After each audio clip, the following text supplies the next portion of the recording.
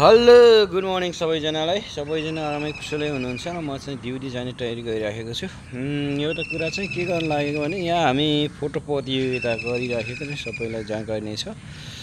त्यसमा हिजो एकजना दाइले सायद दाइले चाहिँ मलाई चिन्नु हुँदैन होला, किनभने हामी पनि धेरै अग्रज व्यक्तित्व हुनुहुन्छ, हामी धेरै उहाँ पनि पछिल्लो ब्याचहरू हो। तर दाइलाई चाहिँ म राम्रोसँग चिन्छु। उहाँ दाइले खासै नराम्रो कमेन्ट पनि गर्नुभएको थिएन, एउटा कमेन्ट गरेको थियो। त्यहाँदेखि एकजना दुईजना हुँदै हुँदै लगभग चारवटा चाहिँ कमेन्ट, मेरो कमेन्टसँग चारवटा पुग्ने बित्तिकै मेतालाई चाहिँ लागेर रहेछ, फेसबुक मेतालाई चाहिँ लागेर रहेछ सामाजिक सद्भाव खलबलाउने खालको कमेन्ट लागेर रहेछ। अनि मलाई इमेल गरेर त्यसले रिपोर्ट गरिदियो। अनि त्यसैमा अस्ति पनि भनेको थियो, यो फोटो चाहिँ एउटा फोटोलाई चाहिँ पहिला सामाजिक सञ्जाल फेसबुक वा कुनै सामाजिक सञ्जाल टिकटक इन्स्टा कतै हालेको छ भने त्यो फोटो चाहिँ कपिराइट अथवा चोरेर लिएको भन्ने जनाउँदो रहेछ। अस्ति पनि मैले भनेको थियो, 4-5जना साथीहरू चाहिँ पहिले सामाजिक सञ्जाल आएको फोटो परेको रहेछ, भ्युज आएन भन्ने कुरा मात्रै गरेको थिएँ। तर यसरी आफ्नै प्रोफाइलमा नै रिस्क आउँछ भन्ने कुरा चाहिँ मलाई थाहा थिएन। हिजो मात्रै थाहा भयो। फेरि हिजो मिसना बहिनीको पनि पहिला अर्कै फोटो राखिसक्यो रहेछ त्यो फेसबुकतिर, त्यही फोटोमा पनि रिपोर्ट आएर त्यो पनि हटाइदियो।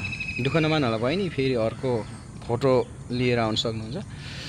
यस्तो फेसबुकले जब कमेन्टहरूबाट त्यसरी सस्पेन्ड राखिदिन्छ भने तपाईँहरू सोच्नुहोस् कि ओरिजिनल भिडियोहरू बनाउनुहोस्, आफ्नै भोइसमा भिडियोहरू बनाउनुहोस्। कोहीले टिकटकको बनाएको हुन्छ, कोहीले ब्याक साउन्ड राखेको हुन्छ। ब्याक साउन्डहरू छोटो राख्नु, त्यो चाहिँ केही हुँदैन।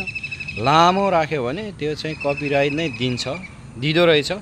अनि फोटोहरूमा पनि त्यसरी कपिराइट दिँदो रहेछ। अनि कमेन्टहरू पनि खासै नराम्रो कमेन्ट त खासै थिएन, त्यो नर्मली कमेन्ट नै हो। दाइले गरेको कमेन्टमा दुईजनाले कमेन्ट गरेको थियो र मसँग 4वटा कमेन्ट पुग्ने बित्तिकै मलाई रिपोर्ट गरेको थियो। त्यो कमेन्टहरू मैले डिलिट गरेको छु। त्यसैले साथीहरू फेसबुकमा पनि जे पाए कमेन्टहरू नगर्नु होला। मेन भनेको काटमार गर्ने अनि पछि सामाजिक सद्भाव खलबलाउने खालकोहरू चाहिँ पोस्ट नगर्नु। कमेन्ट पोस्टको कुरा त परेरहोस्, कमेन्टहरू पनि नगरिदिनु, विनम्र अनुरोध गर्दछु। सबैको दिन शुभ रहोस्।